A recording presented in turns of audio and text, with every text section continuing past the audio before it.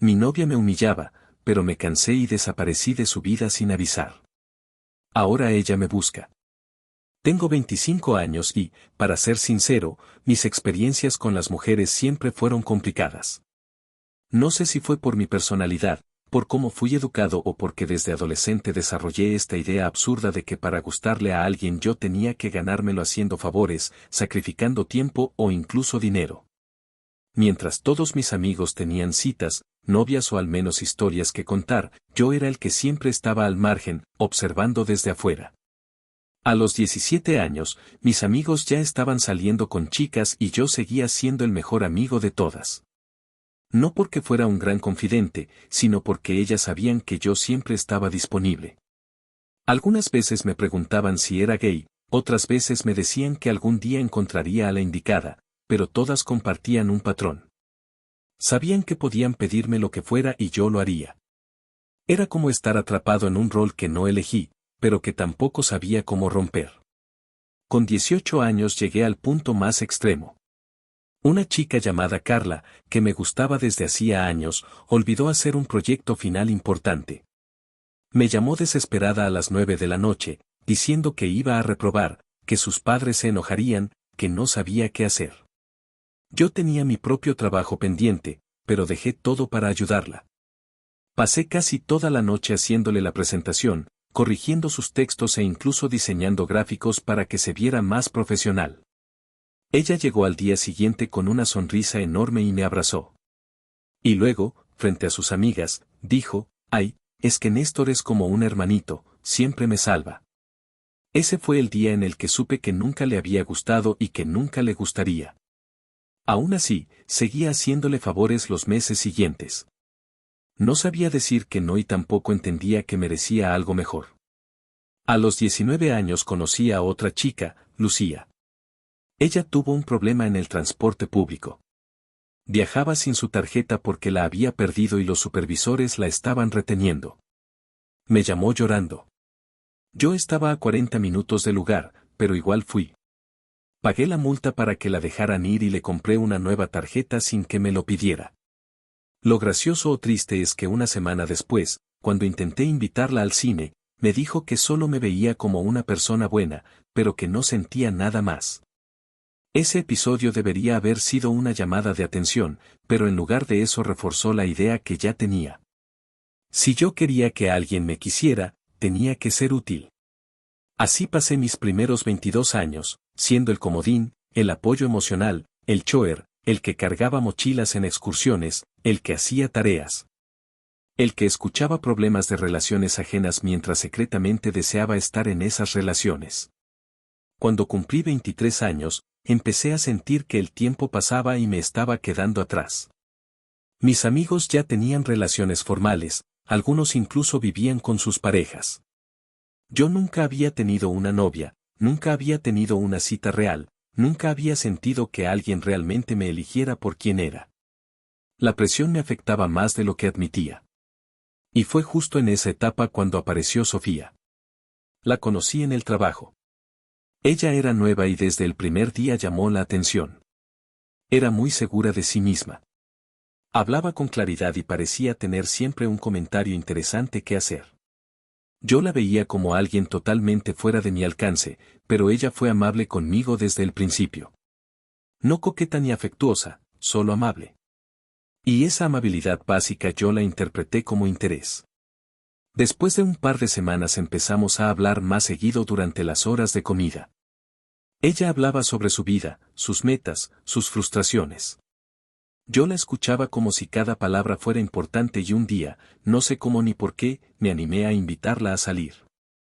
No recuerdo mis palabras exactas. Estaba tan nervioso que apenas podía respirar. Pero recuerdo que cuando ella dijo, sí, está bien. Sentí literalmente que me mareaba. Me agarré la mesa porque pensé que me iba a caer. Esa sensación fue como una mezcla de alivio, felicidad y sorpresa. Nadie antes había aceptado salir conmigo. Para mí era un logro enorme, como si por fin hubiera demostrado que no estaba destinado a estar solo para siempre. Nuestra primera salida fue tranquila, pero desde ese día comenzaron las primeras señales de cómo sería nuestra relación. Ella no era cruel ni grosera, pero era exigente, muy exigente. Y yo no entendía que esa exigencia estaba desbalanceada. La vi como algo normal, como parte de lo que significaba tener una pareja. Pensé que ser buen novio implicaba hacer todo lo posible por mantener su interés. Durante los primeros meses me esforcé al máximo. Trabajaba horas extras constantemente, no porque necesitara el dinero, sino porque quería tener suficiente para comprarle regalos cada fin de semana. A veces flores, a veces accesorios, a veces ropa. No eran cosas caras, pero sí constantes. Ella nunca me pidió explícitamente que lo hiciera, pero cuando no llevaba nada notaba su expresión decepcionada. Y esa expresión era suficiente para que me sintiera culpable. Había días en los que yo llegaba del trabajo completamente agotado. Aún así, si ella me escribía que quería algo del supermercado o que estaba antojada de algo en particular, yo salía de mi casa sin importar la hora. Una noche, casi a las 11, me pidió que le llevara una bebida específica que solo vendían en un local del otro lado de la ciudad. Podría haber dicho que no, pero no pude. Me subí al autobús y tardé casi una hora en llegar. Cuando toqué su puerta, no me abrazó ni me besó. Simplemente dijo gracias y regresó a ver su serie. Esa noche me di cuenta de que yo estaba en una posición completamente desigual, pero aún así no supe cómo salirme. Con el pasar del tiempo, ella empezó a terminar la relación cada cierto periodo, a veces por cosas pequeñas, que no respondía a sus mensajes tan rápido como quería, que no le gustaba el regalo que le había llevado.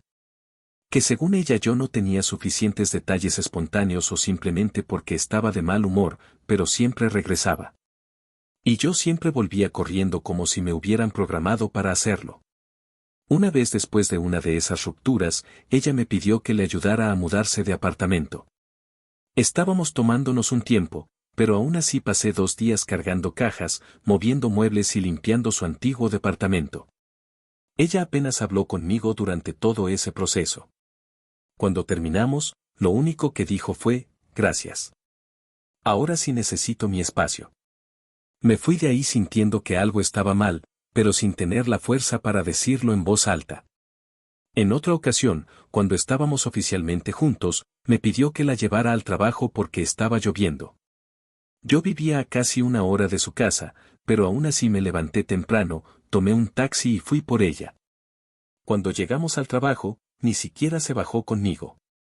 Se fue directamente con sus compañeras mientras yo me quedaba bajo la lluvia esperando el siguiente autobús. Esa mañana me enfermé y estuve una semana con gripe, pero nunca se lo dije porque temía que pensara que estaba llamando su atención. La relación avanzó así durante casi un año. Era un ciclo constante. Yo intentando agradarle, ella marcando distancias, yo esforzándome más, ella terminando conmigo por cualquier motivo, yo regresando a suplicarle que volviéramos. Ella aceptando con condiciones implícitas. Me enamoré de la idea de tener una pareja, no de la persona que tenía frente a mí. Lo peor es que yo realmente creía que todas las relaciones eran así, que la exigencia, el cansancio emocional, la inseguridad y el miedo a perderla eran normales. Que amar significaba sacrificarlo todo sin pedir nada a cambio. Y que si ella era fría o distante, era porque yo no estaba haciendo lo suficiente. Las rupturas continuas se volvieron una rutina. Había veces en que ella me ignoraba por días sin explicación. Cuando por fin respondía, decía que estaba confundida, que necesitaba espacio, pero que también quería saber que yo estaba ahí para ella. Y yo, como siempre respondía con un sí inmediato. No había discusión posible. Yo estaba dispuesto a todo. Mirando hacia atrás, me doy cuenta de que la relación no era solo desequilibrada, sino emocionalmente destructiva. Pero en ese momento yo estaba tan ciego por la necesidad de ser querido que acepté condiciones que ningún adulto debería aceptar. Me convertí en su sombra, en su respaldo permanente, en la persona que estaba disponible 24/7 era literalmente su felpudo personal. Todo cambió una noche que, aunque ahora intento borrar de mi memoria, fue el punto exacto donde comenzó mi despertar. Fueron solo unas horas, pero marcaron la diferencia entre seguir siendo quien era y empezar a cuestionar la relación en la que había caído. Estábamos a mitad de semana y habíamos hablado días antes de que ese fin de semana veríamos películas en mi casa. No era algo extraordinario, pero para mí significaba pasar tiempo juntos sin presiones, sin que ella estuviera de mal humor, sin que yo me sintiera caminando en una cuerda floja. Así que cuando el viernes por la tarde me dijo con total naturalidad que iría a una fiesta, sentí que algo dentro de mí se tensó. Pero amor, le dije con cuidado, sin querer sonar controlador, se suponía que veríamos películas este fin de semana. Ella dejó de escribir por unos segundos, luego respondió de manera seca, Néstor, recuerda que yo hago lo que yo quiera y tú solo obedeces. ¿Sabes que terminamos? Espero que esto te haga reflexionar. La conversación terminó ahí. Otra ruptura más. Otra vez ese vacío en el estómago, esa mezcla de tristeza, confusión y miedo. Pero esta vez, aunque no lo entendiera aún, algo dentro de mí comenzó a hacerse preguntas que nunca antes me había permitido. Al día siguiente no pude evitar revisar sus historias.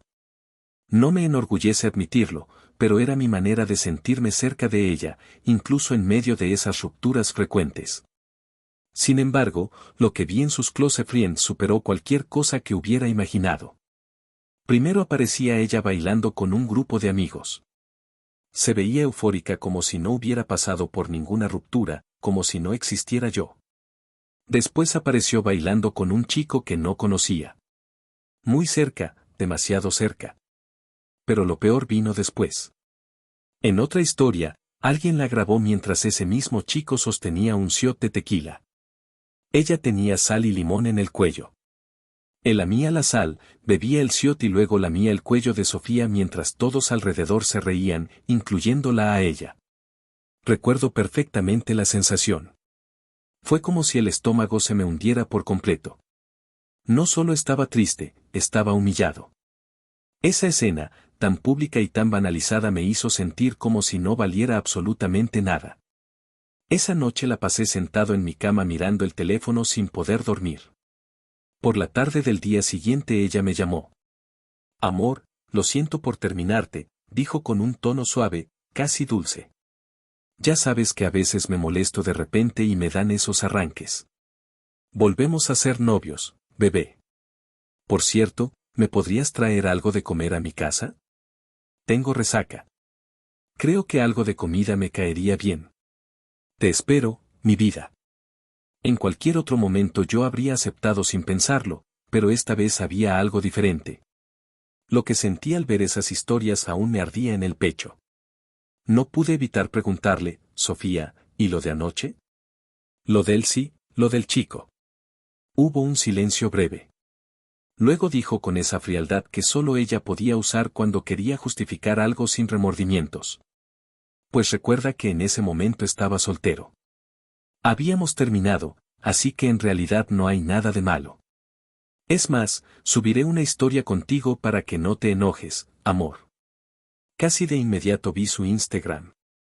Había subido una foto mía, una de las pocas que yo mismo le había enviado, con la frase el amor de mi vida.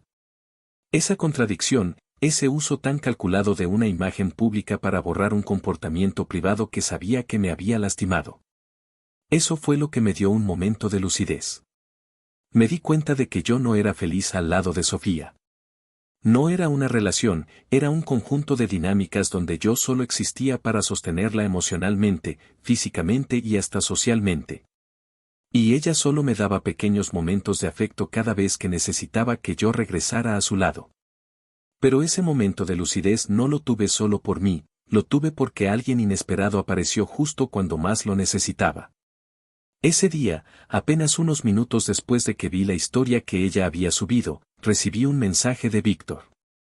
Víctor era amigo de Sofía desde hacía tiempo.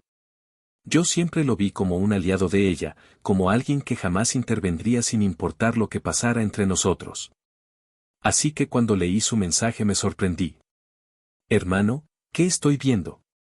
Las historias de Sofía son un asco, bro. ¿Cómo permites eso? ¿Sabes algo? A la iré a tu casa ahora mismo. No supe qué responder. Estaba confundido, avergonzado, vulnerable. Pero no tuve tiempo de pensar mucho. 10 minutos después estaba tocando mi puerta. Lo dejé pasar. Nos sentamos en la sala con 2 vasos de agua. Él me miró con una mezcla de preocupación y enojo. Bro, debes de tener esto. Me dijo sin rodeos. Eres el rey de los imps, el pudo dragón. Dios, no puedo permitir que un hombre se deje pisotear así. Lo dijo en broma, pero su expresión no tenía nada de graciosa. Era evidente que estaba hablando en serio. Mira, Sophie es mi amiga desde hace tiempo. Sabía que era complicada con sus novios, pero contigo fue demasiado. Te juro que da hasta asco cómo se expresa de ti cuando tú no estás. Todos sus amigos sabemos que haces todo por ella. Sentí que me tragaba el piso. Esa parte dolió más que las historias. No solo porque lo que decía era fuerte, sino porque venía de alguien que supuestamente estaba más cerca de ella que de mí. Lo sé, le dije con voz baja, sintiendo una mezcla de vergüenza y alivio. Creo que ahora lo veo, pero es que jamás tuve novia. No sé cómo tratar a una chica. No es que no sepas cómo tratar a una chica, respondió. Es que nadie te enseñó a tratarte a ti mismo con respeto. No sabes poner límites, no sabes decir no y ella se aprovechó de eso. Esa conversación fue larga, más larga de lo que imaginaba. Hablamos de comportamientos, de patrones, de mis decisiones, de cómo había normalizado actos que nunca debía haber permitido. Y también hablamos de Sofía, de sus actitudes, de cómo jugaba con las rupturas para manipular el control emocional de la relación. En algún momento, cuando la conversación parecía llegar a un punto más tranquilo, dije, bueno, debo irme. Es que me pidió comida. Está con resaca. Víctor me puso la mano en el hombro como si estuviera deteniendo a alguien que iba directo al borde de un precipicio. No lo hagas por una vez en tu vida. No seas tan felpudo. Hagamos algo. Yo tengo el día libre mañana. ¿Qué tal si nos quedamos aquí los dos? Tomamos unas cervezas y jugamos un poco de FIFA o el juego que quieras mientras hablamos. Créeme, es lo mejor. No sé qué fue exactamente lo que me convenció.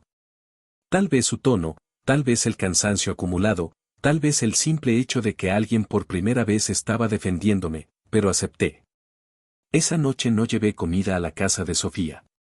Esa noche, por primera vez en años, dije un no silencioso, incompleto, tembloroso, lleno de culpa, pero no al fin. Nos quedamos jugando, hablando, riendo un poco, analizando mi relación con una claridad que nunca había tenido. Y la culpa de no contestar a Sofía, de no cumplir con lo que me pedía, fue disminuyendo conforme pasaban las horas. Al día siguiente no le escribí. Víctor se quedó un rato más y cuando se fue me dijo antes de salir, si vuelves con ella, al menos que sea porque tú lo decidiste, no porque te manipularon. Pero si puedes, por tu propia salud mental, aléjate. Pasó un día, 2 días, 3 días. Sofía me escribió varias veces, luego me llamó, luego me dejó notas de voz diciendo que estaba preocupada, que no entendía qué pasaba, que yo no podía desaparecer así, pero no respondí. Algo en mí sabía que si respondía volvería directo a ese ciclo del que apenas estaba saliendo. Y así, sin planearlo, sin anunciarlo, sin despedirme, decidí desaparecer de su vida. Después de aquella noche en la que decidí no volver a casa de Sofía y en la que me quedé hablando con Víctor, algo empezó a cambiar dentro de mí. No fue un cambio inmediato ni mágico, pero sí fue el inicio de una transformación que nunca creí capaz de lograr. Lo primero que hice fue bloquear a Sofía, no solo en WhatsApp, sino en todas las redes sociales, en el correo, en cualquier aplicación donde pudiera contactarme. Me temblaban las manos mientras lo hacía, pero aún así lo hice. El alivio que sentí después de ver su nombre desaparecer de mi lista de contactos fue enorme. Con el paso de los días, Víctor y yo empezamos a vernos más seguido. Antes apenas habíamos tenido conversaciones breves. Siempre relacionadas con Sofía. Pero ahora, sin ella de por medio, empezamos a construir una amistad real. Salíamos a tomar algo, jugábamos videojuegos o simplemente hablábamos. Él no era perfecto, pero tenía una forma directa y honesta de ver las cosas que yo nunca había tenido cerca. Un día, después de una tarde tranquila en mi casa, me dijo, Mira estos videos, bro. El tipo no me cae muy bien porque a veces es un extremista, pero creo que tú deberías escucharlo. Me pasó unos enlaces. Eran videos de un hombre hablando sobre el valor propio del hombre. Sobre cómo muchos se pierden en relaciones donde entregan todo sin recibir nada y sobre lo peligroso que puede ser poner a una pareja como el centro absoluto de la vida. Algunas partes estaban demasiado infladas o exageradas, pero había ideas que por primera vez me obligaron a cuestionarme seriamente. Esos videos no lavaron mi cerebro, como después diría Sofía, pero sí me hicieron ver cosas que siempre había ignorado, que yo merecía respeto, que merecía amor genuino, que merecía reciprocidad y lo más importante, que estaba en una relación donde nada de eso existía. Mientras yo comenzaba a sentir pequeños avances emocionales, Sofía empezó a buscarme. Aunque estaba bloqueada, logró contactarme por números desconocidos. Llamaba, enviaba mensajes de voz y cuando no respondía ninguno, comenzó a ir a mi casa. Tocó la puerta. Preferí no moverme de mi habitación fingiendo que no estaba. Escuchaba cómo ella llamaba una y otra vez, frustrándose, insistiendo, pero yo me mantuve firme. Era la primera vez que lo hacía y aunque me sentía culpable, también sentía que finalmente estaba haciendo algo por mí. Pasaron casi 3 semanas desde que desaparecí de su vida y en ese tiempo, por primera vez desde que la conocí, me sentí mejor. Sin su presión constante, sin su manipulación emocional, sin tener que complacerla cada minuto del día, comencé a respirar distinto. Dormía más, tenía más energía, me reía más con Víctor. Empecé a ver mi vida desde afuera y entendí que había estado atrapado durante meses en una dinámica que no me dejaba crecer. Yo estaba convencido, no quería volver con ella. Pero el día que realmente marcó un antes y un después fue aquel en el que Sofía llegó a mi puerta decidida a que la atendiera. Era un sábado por la tarde. Yo estaba en mi habitación jugando videojuegos cuando escuché los primeros golpes en la puerta. Al principio pensé ignorarla como antes, pero luego escuché su voz más fuerte y más directa que nunca. Sé que estás aquí y no me iré hasta que me abras. Me quedé quieto. No sabía qué hacer. Mis manos empezaron a temblar como siempre que tenía que confrontarla, pero no me moví. Escuché cómo golpeaba más fuerte, cómo se frustraba, cómo empezaba a caminar de un lado a otro frente a mi puerta. Pasaron horas, literalmente horas. El sol comenzó a bajar y en un momento dado escuché un ruido metálico extraño. Me asomé por la ventana y vi algo que me dejó sin palabras. Estaba instalando una casa de campaña frente a mi puerta como si estuviera preparada para pasar la noche. Ese gesto me dio miedo, rabia, tristeza y una claridad absoluta. Esa relación estaba completamente fuera de control. Cuando el cielo ya estaba oscureciendo, decidí abrir la puerta. Mis piernas temblaban, pero respiré hondo e intenté sonar lo más firme posible. ¿Qué quieres, Sofía? Ella me miró con enojo inmediato, como si yo fuera el culpable de todo. ¿Qué te pasa? ¿Por qué desapareces así de la nada? Esto te costará caro. Deberé castigarte. Sentí como mi cuerpo quería encogerse, como las palabras de siempre querían salir. Perdón, no fue mi intención. Hablemos, volvamos. Pero no permití que salieran. Tú y yo ya no somos nada. Ahora vete. Mi voz sonaba inestable, pero aún así lo dije. Fue la primera vez en toda la relación que pronuncié algo parecido a un límite. Sofía abrió los ojos indignada. ¿Qué? ¿Tú me rechazas a mí? ¿Tú me das órdenes a mí? ¿Estás loco? ¿Alguien te lavó el cerebro? Negué con la cabeza. Nadie me lavó el cerebro. Solo desperté. Ella se quedó callada unos segundos y entonces, en un cambio repentino que ya conocía muy bien, su expresión se suavizó y su tono se volvió dulce. Está bien, lo siento, amor. No debí subir esa historia. Te prometo que no pasará de nuevo. Sí. Ese amor que usaba para manipularme antes ya no surtía el mismo efecto. Respiré profundo y dije algo que jamás imaginé poder decirle en la cara. Ya no soy el mismo. Lárgate. No quiero volver a verte. Se te acabó tu felpudo. No sé si fue la frase, el tono o que mi mirada ya no era la misma de siempre, pero Sofía finalmente retrocedió. Recolectó sus cosas, desmontó la pequeña tienda y se fue sin decir una palabra más. Cuando la puerta se cerró, sentí algo que nunca había sentido con tanta claridad: libertad.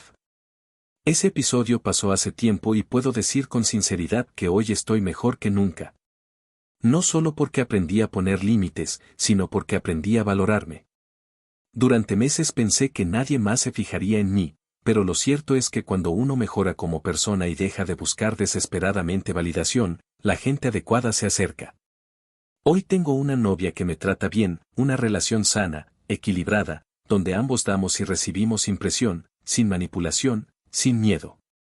Ella no apareció porque yo demostré algo, sino porque dejé de arrastrarme en una relación que me consumía y empecé a trabajar en mí mismo. Y sí, sigo siendo muy amigo de Víctor. De hecho, es uno de los mejores amigos que he tenido en mi vida. Irónicamente, gracias a él pude salir de una relación donde me estaba perdiendo a mí mismo. Siempre se lo agradeceré. Quise contar esta historia porque sé que allá afuera hay muchos chicos como yo, buenos, nobles, con buenas intenciones, pero atrapados en relaciones donde dan todo y reciben nada. Relaciones donde su autoestima se erosiona poco a poco hasta creer que merecen ese trato. Si eres uno de ellos, solo quiero decirte algo. No eres un felpudo por naturaleza. Eres una persona que solo necesita aprender a valorarse. Y cuando lo hagas, las personas correctas se acercarán. Las que te tratan con respeto, con claridad, con cariño verdadero. Ojalá esta historia, además de darles un poco de vergüenza ajena, también les deje una enseñanza.